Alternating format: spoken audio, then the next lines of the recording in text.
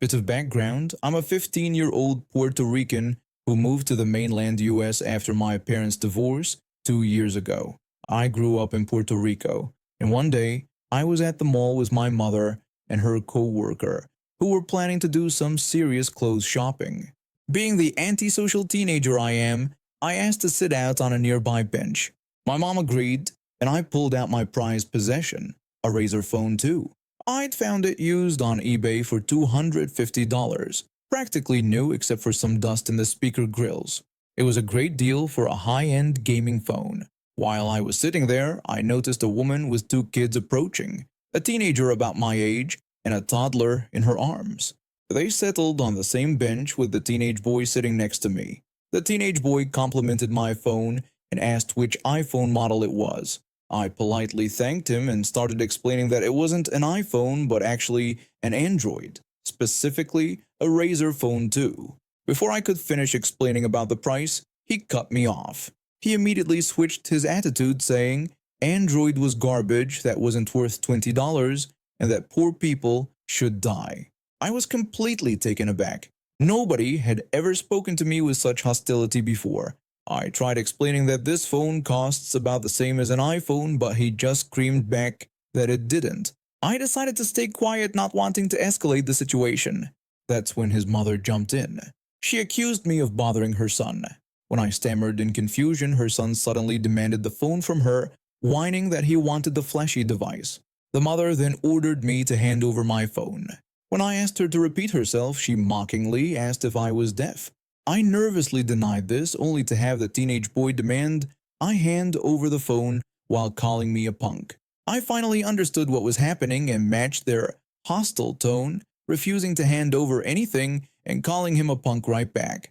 Suddenly, the toddler started crying, but not before I saw the woman pinch the poor child's leg. She immediately started yelling that I had made her baby cry. I shouted back, accusing her of hurting her own child. She screamed at me not to raise my voice at her, calling me a brat. A crowd started gathering and she immediately switched to playing the victim.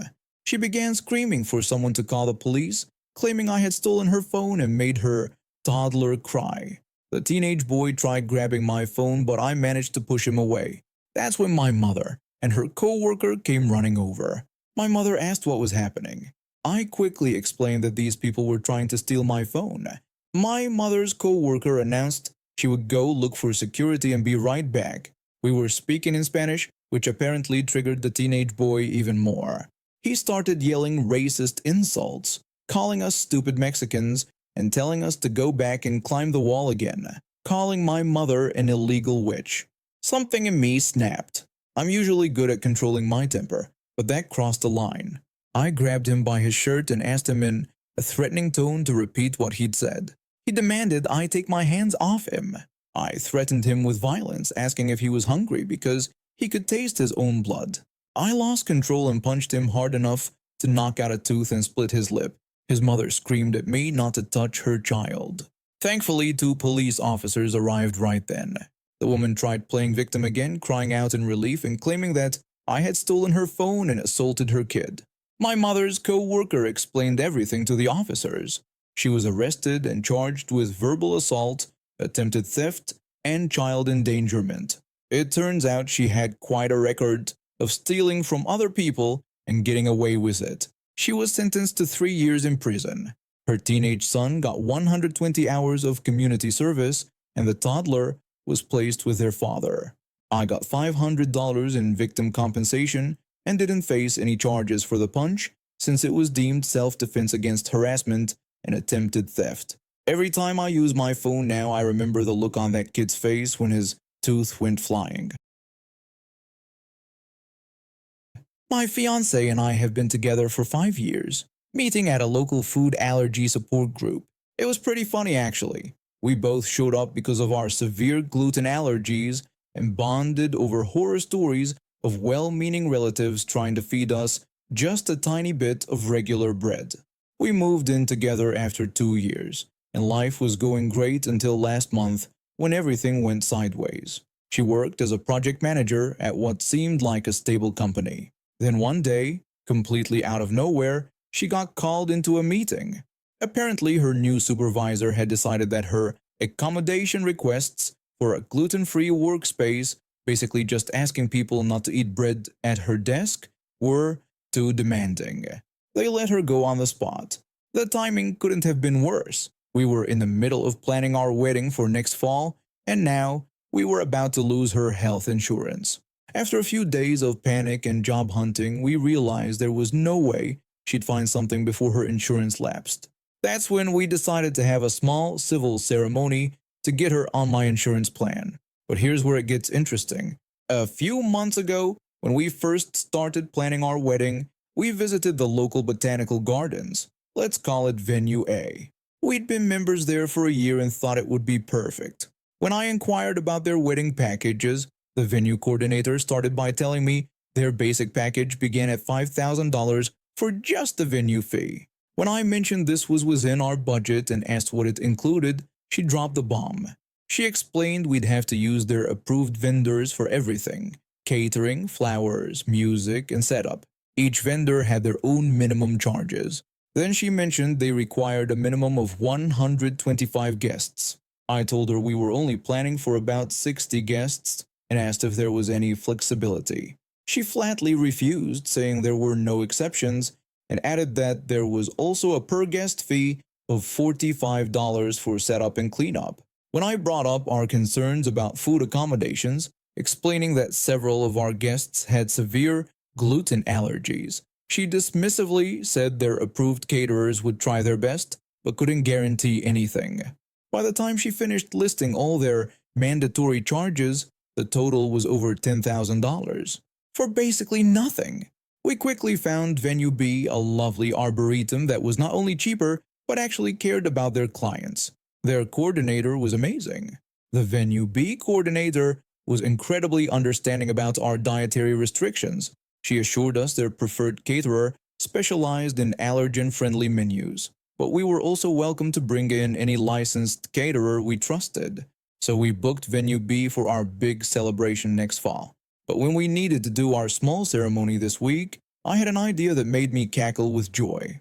I gathered our 4 closest friends and told them the plan.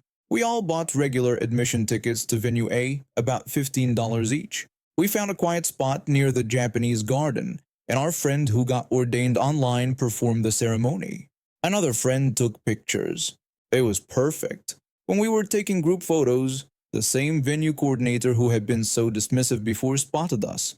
She walked over, practically steaming. She demanded to know what was going on. I played innocent, commenting on what a beautiful day it was and how we were just taking some pictures. She accused us of having a wedding ceremony, insisting we needed to book their wedding package for that. I calmly explained that we had just had a small civil ceremony and were simply paying visitors, enjoying the gardens, and taking photos, which was allowed according to their visitor guidelines. She turned red and started quoting their policy about professional photography. We were just using phones and event booking requirements. We were 6 people, less than their tour group size limit. She had nothing to stand on, and she knew it. All she could sputter was that this wasn't how things were done. That's when my friend chimed in with a perfect jab, telling her not to worry because we were having our real wedding at the Arboretum next fall, adding that it was a much nicer venue with much better staff. The coordinator stormed off to get her supervisor, but by then we'd gotten all our photos and were heading to a gluten-free restaurant for lunch. We received an email from Venue B last week offering us a special membership deal. Turns out they're part of a reciprocal program where members can visit other botanical gardens for free, including Venue A. So now we get to visit Venue A whenever we want, but all our membership fees go to support the place that actually treated us with respect. Total cost of our perfect little ceremony, $90 in admission tickets, plus lunch. Total satisfaction of working around Venue A's ridiculous rules while technically following all of them. Priceless. I've been playing basketball since I was 8 years old. It wasn't just a hobby for me, it was my escape. Every weekend, I'd be at the local recreation center, practicing my shots and working on my defense. By the time I was 15, I had earned a spot in one of the most competitive recreational leagues in our area. The league was spread across 3 different gyms, with 4 teams in each. My team played in Gym 3, and we had worked our butts off all season to make it to the championships. We weren't just a team, we were a family. Every victory, every defeat, we faced them together. That's why what happened during the championship game still makes my blood boil to this day. I was warming up before the game when this woman approached me. She had this look on her face like she owned the place, and I immediately knew she was going to be trouble. She asked to talk to me about her son. When I acknowledged her, she told me that since I would be guarding her son during the game, she needed me to go easy on him and just let him win. I told her I couldn't do that, explaining that this was the championship and we hadn't fought this hard just to lose. I emphasized that we had worked hard to get here and had no intention of losing. She demanded that I respect my elders and listen to her. I responded by pointing out how sad it was that she wasn't even confident in her own kid's abilities. She exploded at this, screaming that her precious angel was much better than me. I calmly replied that this wasn't true and that I had the stat sheets to prove it. I wished her son good luck and walked away. I walked away and joined my team for warm-ups. The game went exactly as we had planned. Our team dominated and I shut down her son. He only managed to score once, and that was when I wasn't even on the court. After we won, while we were taking pictures with our trophy, Karen stormed over to us like a hurricane. She yelled at me about disobeying her order to let her son win. I noticed her son looking absolutely mortified. He tried to compliment our game, but his mother immediately cut him off, screaming that it wasn't a good game and that her precious baby should have won. My teammate came running over when he saw what was happening. He asked if the woman was bothering me, and I confirmed she was. He told her to back off, explaining that her team lost for a reason, and tried to compliment her son's game. Her son attempted to respond positively again, but what happened next was shocking. Karen actually slapped her own son across the face, screaming that it wasn't a good game and that they should have won. She raised her hand again, this time towards me and my teammate. My teammate told her to back up. When she expressed outrage at his tone, he repeated his warning. She threatened to report him to the coach. Our coach came over to check on the commotion, and Karen, completely losing it, slapped her son again. The coach immediately stepped between them and warned her that if she hit her son again, charges would be pressed. She screamed back that she didn't care, declaring that her son was her property. My teammate quickly led her son outside while Karen completely lost control. She was flailing around like a fish out of water, screaming and causing such a scene that someone called the police. It turned out this wasn't Karen's first rodeo with the law.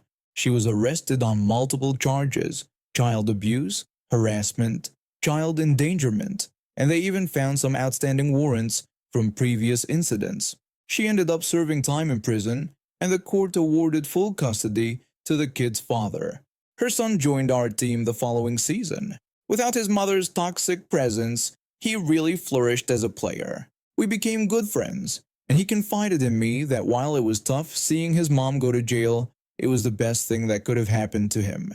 He finally felt free to just be a kid and enjoy the game he loved. Right now, Karen is still serving her sentence, and her son has earned a basketball scholarship to college. After spending 10 years building my garden maintenance business from scratch, I'd finally decided it was time for a change. The business had been successful, but I'd caught the travel bug and couldn't shake the idea of exploring South America. So I put the business up for sale and started planning my adventure. That's when she came into the picture. I got a call one afternoon while I was pricing some equipment for sale. The voice on the other end oozed entitlement. You know the type, someone who's used to getting their way. When I answered with my usual business greeting, she immediately launched into demanding garden maintenance for her property in the expensive suburb, asking when I could start. She spoke with that distinctive tone that suggested she was probably doing her nails while talking to me. I explained our services and rates, and she agreed without hesitation. Red flag number 1. People who don't discuss prices often don't plan to pay them. The first few visits went smoothly enough. Her garden was massive, matching her equally massive house. The kind of place that screamed, I bill clients $500 an hour. I did 6 visits in total, each time leaving the garden in perfect condition. But getting paid? That was another story entirely. She had paid the first invoice, which wasn't much, but then started dragging her feet. The outstanding balance grew to $300. I sent reminder after reminder. First, I politely followed up about the outstanding payment for the garden maintenance services. No response. Then I sent another message asking when she could process the payment. Nothing. Then she found out I was selling the business. That's when things got interesting. After another week of ignored messages, she finally responded by telling me to stop harassing her, claiming she had COVID and would settle this the following week. When I responded that I understood she was unwell but reminded her these invoices were several weeks old, she snapped back, telling me she'd handle it next week and to stop messaging her. I was furious. It wasn't about the $300 anymore. Here was this lawyer living in her mansion, probably earning more in an hour than what she owed me, trying to stiff a small business owner. I mentioned it to my mother, seeking advice. She warned me not to pick fights with lawyers and suggested I just let it go. But I couldn't. After I sold the business, I did some digging. Found her profile at her fancy law firm, one of those glass tower places in the city. They had a Google reviews section with 0 reviews. It was like finding an unlocked door to Karma's office. I left a 1-star review, being careful to specify this was about her personally, not the firm, and detailed exactly what she'd done. By this point, I was already in South America sipping coconut water on a beach, so I felt pretty untouchable. The next day, my phone rang. It was a new owner of my business calling to tell me he'd received threats of legal action over my Google review. I assured him not to worry and asked for 24 hours to handle the situation, promising to take down the review if things got too heated. He trusted me and just asked to be kept in the loop. I called my brother, who's a lawyer himself, just to confirm my position. He assured me that Google reviews are protected speech as long as they're truthful, and that she was just bluffing. Then came the emails. The first one was pure threat, demanding I remove the review immediately or face legal repercussions. I told her the review would stay until payment was received in full. She sent another warning, trying to threaten me one last time. I remained unmoved, reiterating my simple terms: payment first, then removal. I went to sleep that night feeling pretty good about myself. When I woke up, I had 3 more emails. The tone had shifted dramatically. In the first, she admitted this was severely impacting her position at the firm and claimed she'd processed the payment. The second email confirmed she'd sent the payment. In the third, she desperately asked me to remove the review immediately, revealing that the partners were asking questions. I checked my account. There it was, $300. Apparently, her firm's reputation was worth more than her pride.